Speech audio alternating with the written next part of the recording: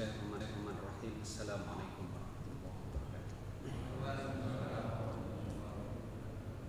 Alhamdulillah wassalatu wassalamu ala Rasulillah wa ala alihi wa sahbihi wa mawala wa la hawla wa la quwwata illa billah. Asyhadu an la ilaha illallah wahdahu la syarika lah wa asyhadu anna sayyidana Muhammadan abduhu wa rasuluh. Allahumma salli wa sallim ala nabiyyina Muhammad wa ala alihi wa sahbihi ajma'in. Amma ba'du. Jamaah salat subuh yang dirahmati Allah Subhanahu wa taala, alhamdulillah pagi hari ini kita bersyukur kepada Allah atas nikmat tambahan kehidupan yang Allah berikan kepada kita, kesempatan hidup di hari Ahad. Mudah-mudahan ini menjadi tambahan amal-amal kebaikan kita nanti di akhirat. Jemaah sekalian yang dirahmati Allah Subhanahu wa taala, kita hari ini membahas terkait dengan sebuah pembahasan, yaitu 5 pengawas ujian di kelas kehidupan. Kita mungkin selama ini merasa hanya diawasi oleh satu pengawas, yaitu malaikat. Padahal sebenarnya dalam kehidupan kita itu banyak yang mengawasi. Nah, jemaah sekalian yang dirahmati Allah Subhanahu wa taala, kenapa hidup kita ini disebut kelas ujian? Karena memang Allah Subhanahu wa taala menciptakan kita hadir di dunia ini adalah untuk menguji. Jadi 60 tahun itu adalah masa umur manusia, itu adalah masa-masa ujian. Nah, karenanya mungkin kok pertanyaannya kok terasa lama sekali ya, 60 tahun atau seumur kita harus diuji oleh Allah Subhanahu wa taala.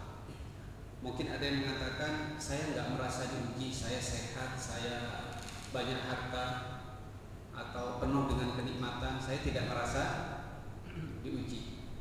Justru yang diuji saudara kita di Palestina misalnya, diuji dengan kelaparan, dengan apa lagi? Kesulitan, ya. Alhamdulillah saya di Indonesia, di Surabaya tidak sedang diuji oleh Allah Subhanahu wa taala. Nah, ini menurut saya pernyataan yang kurang pas. Karena semuanya kita berada dalam ruang kelas ujian. Cuma ujiannya bentuknya beda-beda. Allah Subhanahu wa taala berfirman dalam Al-Qur'an, "Huwallazi khalaqal mauta wal hayata liyabluwakum."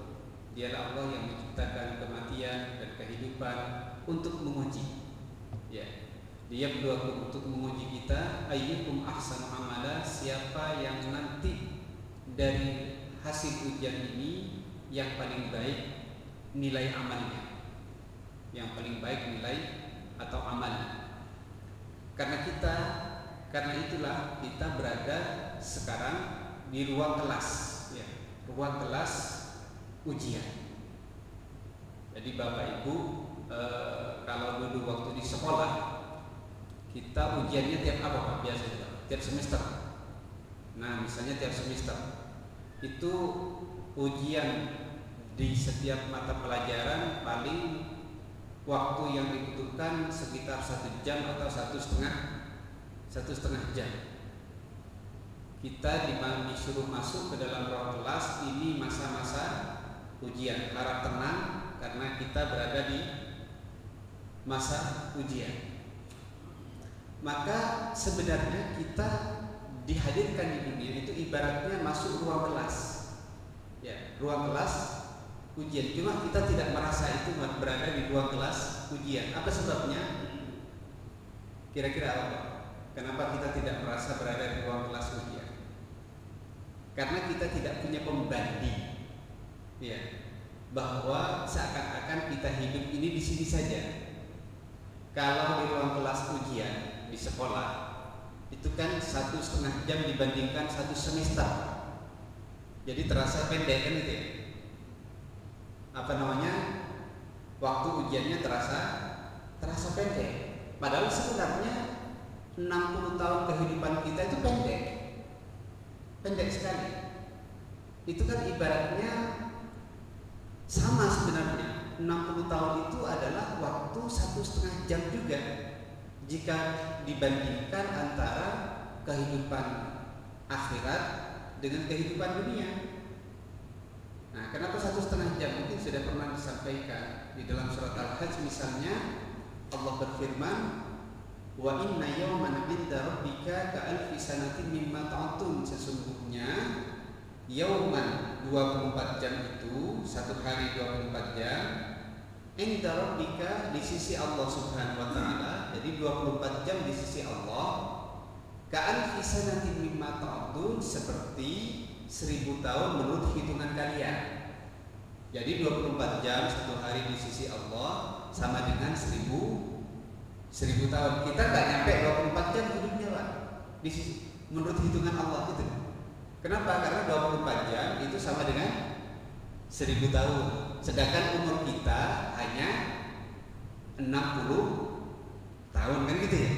Nah, 60 tahun itu kalau dibandingkan dengan 24 jam itu dipres itu sama dengan 1,5 jam gitu. Apa sebabnya?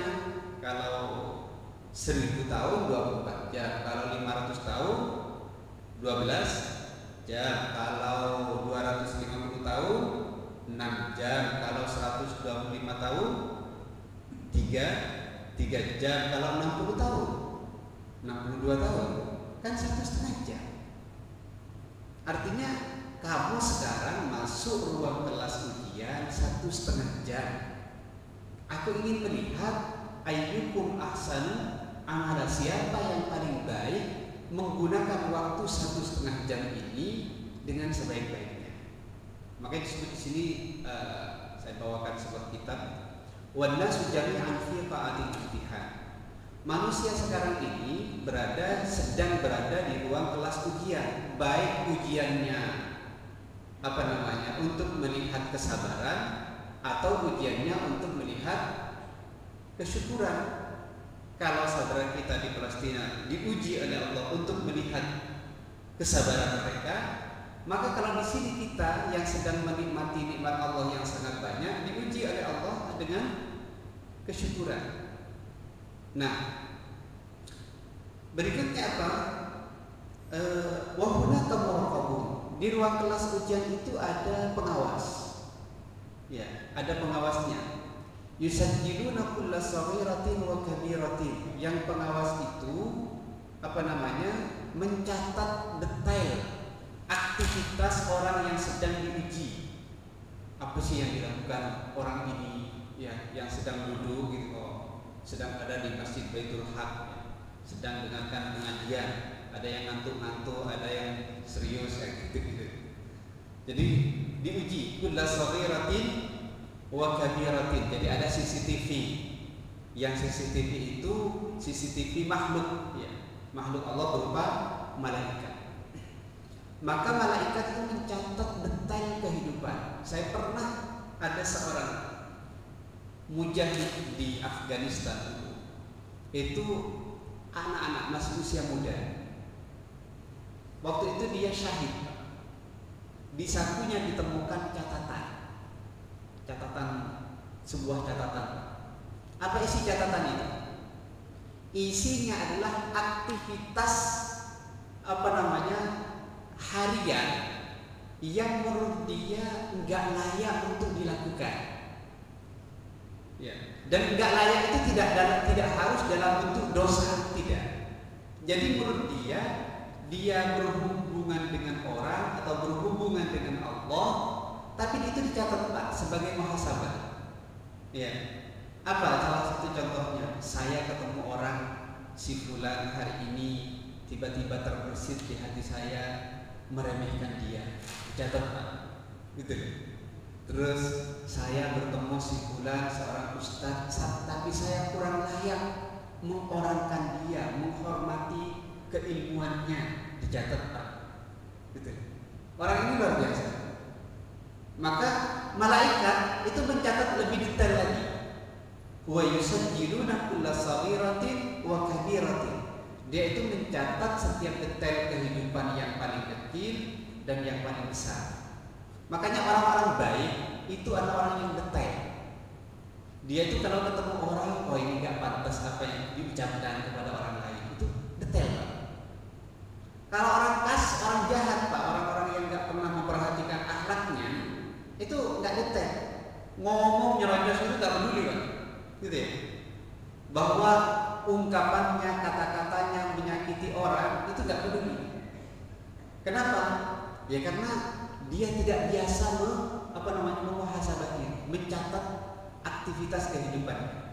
Maka malaikat mencatat seluruh aktivitas kehidupan di dalam diri kita. Yusajjiluna kulla saghiratin wa kabiratin. Maka kata Allah Subhanahu wa taala, "Ma yalfidhu min qawlin illa ladaihi raqibun atid." Tidaklah seseorang mengucapkan sebuah ucapan kecuali ada raqib atid. Ada istilah raqib itu sebenarnya pengawas, gitu loh. Atid itu yang mencatat, bukan nama malaikat gitu, sebenarnya. Nah, jadi raqibun atid, ada yang mengawasi, ada yang mencatat. Saya nggak tahu berapa file kehidupan kita kalau dicatat oleh malaikat gitu ya. Besar gitu mungkin. Nah, itu yang pertama. Pengawas yang pertama adalah malaikat. Kemudian kata beliau, kata pengarang buku ini, namanya kitab Al-Hadi Nabi fil Waqa'i, petunjuk Rasul dalam melembutkan hati.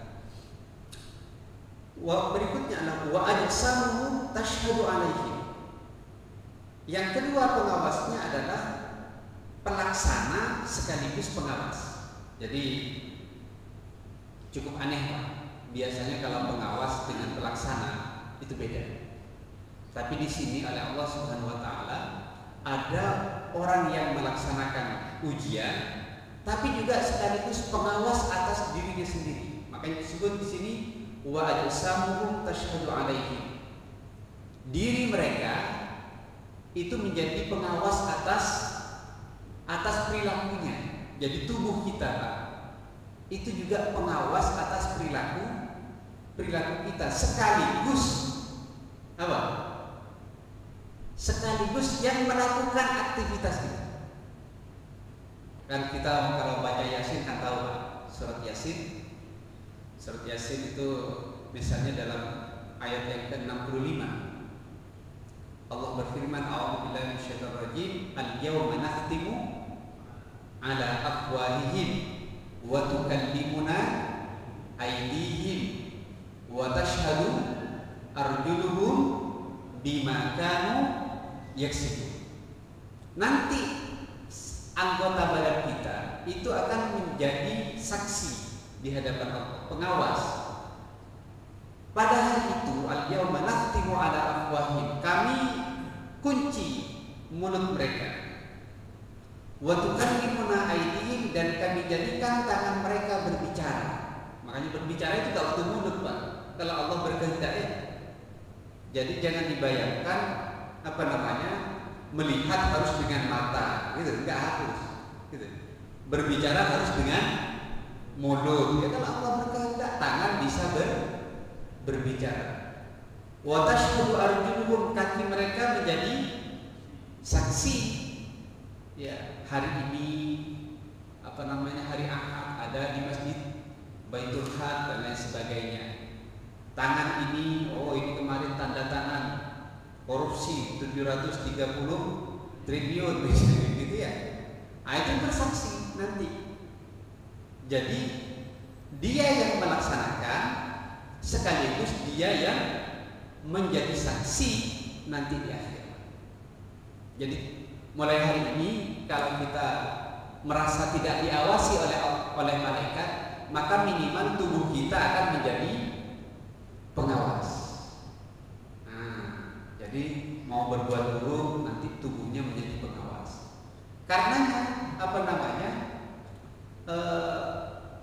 tubuh yang taat kepada Allah itu cerah wajahnya, dan tubuh yang bermaksiat kepada Allah Subhanahu wa taala itu suram juga wajahnya. Jadi pengawasnya juga suram gitu kan. Itu yang kedua. Jadi yang pertama adalah pengawasnya adalah malaikat. Yang kedua adalah tubuh kita sendiri sebagai pengawas. Ibu-ibu kalau misalnya sering marah-marah di rumah, ya hati-hati. Nanti tubuhnya juga ikut mengawasi. Ini mulutnya marah-marah gitu, tangannya yang bersaksi dan lain sebagainya. Yang kedua dan yang ketiga. Nah, yang ketiga, Pak. Wal ardu tashhadu alaihim.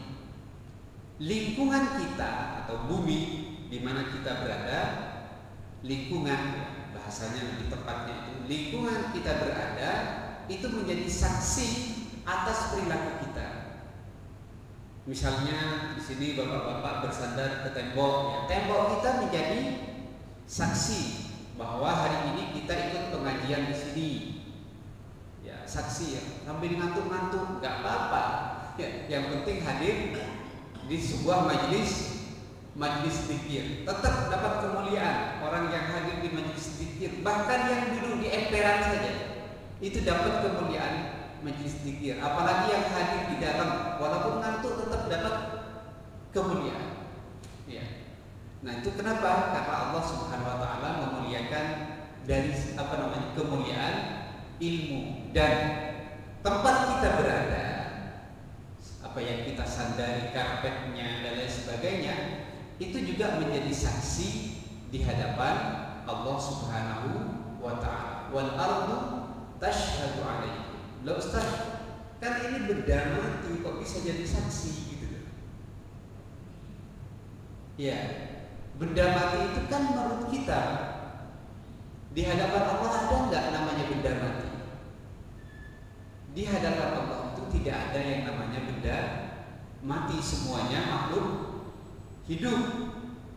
Kenapa begitu? Karena Allah Subhanahu wa taala berfirman, "Yusabbihu lillahi ma fis samawati wal ardh." Bertasbih apa yang ada ya kepada Allah Subhanahu wa taala, ma fis samawati wal ardh, apa-apa yang ada di langit dan di bumi. Nah, jadi ini bisa berbicara, Pak. Seluruh lingkungan kita ini, tembok kita, HP kita itu bisa berbicara di hadapan Allah Subhanahu wa taala. Maka tidak ada yang namanya benda mati di dalam kehidupan ini di hadapan Allah, di hadapan kita. Oh, ini benda mati, ya enak aja ngobrol gitu. Nah, benda mati gini.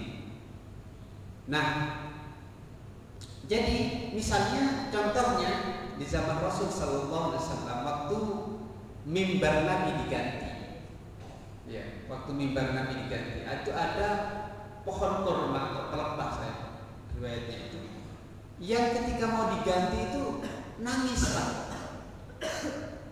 nangis pohon itu.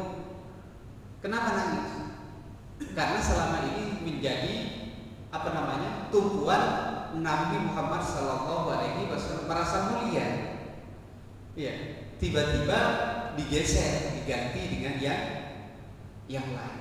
Nah, itu makhluk hidup, ya, hidup di hadapan Allah. Lalu ditampakkan kehidupan itu kepada Nabi bahwa pohon itu juga ikut nangis. Nah, kalau kita kan nggak lihat, Pak, ini nangis, nggak ada yang nangis. Kalau nangis malah kita yang lari, ya, itu bedanya.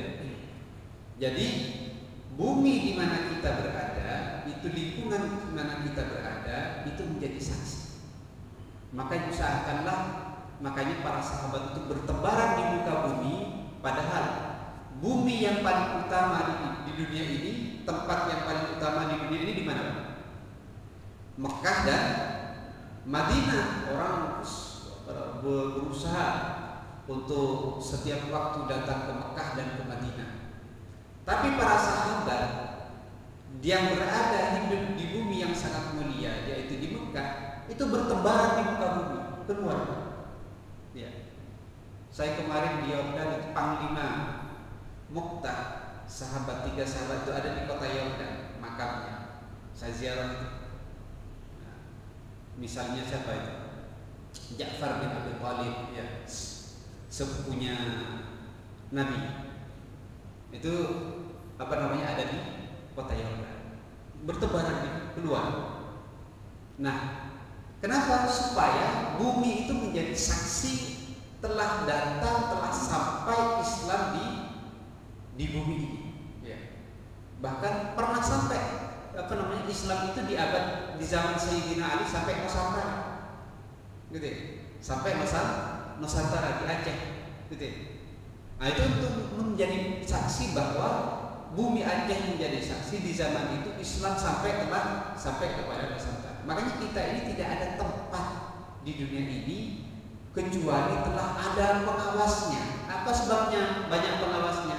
Karena kita berada di ruang kelas ujian. Nanti kita bahas berapa lama ujiannya, apa sarana ujiannya, materi ujiannya apa saja. Nah, itu mudah-mudahan, tapi nggak cukup waktunya. Itu yang berapa tadi Pak? Ketiga ya. Yang keempat adalah wannasu yashhadu ba'duhum ba'd. Manusia nanti akan menjadi saksi antar manusia yang lain. Makanya penting kita itu berteman dengan manusia yang baik. Supaya apa? Supaya yang menjadi saksi kepada diri kita adalah orang-orang baik gitu. Misalnya begini, nanti di surga kita semua masuk surga, terus ada sahabat kita kok nggak ada di surga gitu. Kita bisa bertanya kepada Allah, mana ini si fulan? Padahal ikut pengajian juga hari Ahad di Masjid Baitul Haq gitu. Maka kita bisa menjadi saksi bahwa si fulan ini adalah orang baik dan lain sebagainya. Karena jemaah sekalian, kita usahakan kepada orang yang selama ini, mohon maaf ya, yang selama ini paling sering kita temui, gitu ya. Yang selama ini wajahnya paling sering kita lihat, yang selama ini orang yang paling sering kita interaksi, di mana saja, berarti di masjid, gitu ya, di kantor, di dalam rumah tangga. Maka pastikan mereka itu menyaksikan diri kita adalah orang baik. Maka usahakan orang-orang yang wajahnya sering kita temui. Nah, yang paling sering di mana Pak? Yang wajah yang paling sering kita temui di mana? Gak ada lagi di rumah, gitu. Maka usahakan terhadap orang yang wajahnya sering kita temui, usahakan nanti mereka menjadi saksi bahwa kita itu orang baik. Nah, gitu. Kalau ditanya ibu orang baik di dunia ini yang mana? Oh, tetangga. Gitu. Usahakan jawab suami saya. Bapak-bapak perempuan yang paling baik di mana? Ah, istri saya. Nah itu nanti jemaah sekalian. Maka wannasu yashhadu ba'duhum ba'da. Maka usahakan kita tidak punya masalah dengan orang-orang yang akan nanti menjadi saksi di dalam hidup kita. Makanya dalam keluarga usahakan ya, sesama saudara gitu ya, jangan sampai bertengkar ya. Ada istilahnya orang bertengkar karena harta. Ada orang justru berusaha rukun dengan saudaranya karena dan merelakan hartanya. Maka biasanya orang ini yang berusaha rukun dengan saudaranya dengan merelakan hartanya, Allah akan ganti hartanya dan dia dapat saudara. Bener gak? Jadi kalau kita misalnya Pak, sesama saudara ini tengkar untuk masalah harta, lalu saya udah ambil aja lah. Yang penting persaudaraan tetap terjaga. Maka orang ini biasanya hartanya diganti oleh Allah, persaudaraan dapat. Tapi kalau ada orang bersaudara bertengkar Pak, ya, rebutan harta, ya, maka apa yang terjadi? Hartanya hilang, ya, karena dihabiskan pengacara. Benar ya? Benar nggak? Hartanya hilang karena dihabiskan pengacara. Yang kedua, saudaranya juga hilang. Dan saudaranya nanti akan menjadi saksi keburukan di hadapan Allah Subhanahu wa ta'ala. Nah, ini penting untuk menjaga kebaikan kepada orang-orang yang kita temui. Maka usahakan siapapun yang kita temui itu adalah orang yang akan menjadi saksi kebaikan kepada diri kita. Nah ini yang keempat, yang kelima, puncaknya. Puncaknya adalah wallahu ala kulli syai'in syahid. Puncaknya adalah Allah atas segala sesuatu yang terjadi di dunia ini, pada diri kita juga maha menyaksikan. Nah pertanyaannya Pak, kalau Allah maha menyaksikan dan betul-betul maha menyaksikan, kenapa Allah Subhanahu wa ta'ala masih menjadikan 4 saksi yang lain? Kenapa? Bukan membutuhkan, ya Allah nggak butuh 4 saksi yang lain. Tapi kenapa Allah Subhanahu wa ta'ala masih menciptakan atau menjadikan adanya 4 saksi yang lain? Yang pertama adanya malaikat, CCTV, morokobun istilahnya. Yang kedua menjadikan diri sendiri sebagai saksi. Yang ketiga lingkungan di mana kita tempat duduk menjadi saksi. Yang keempat orang-orang sekitar yang kita temui menjadi saksi. Kan Allah maha tahu.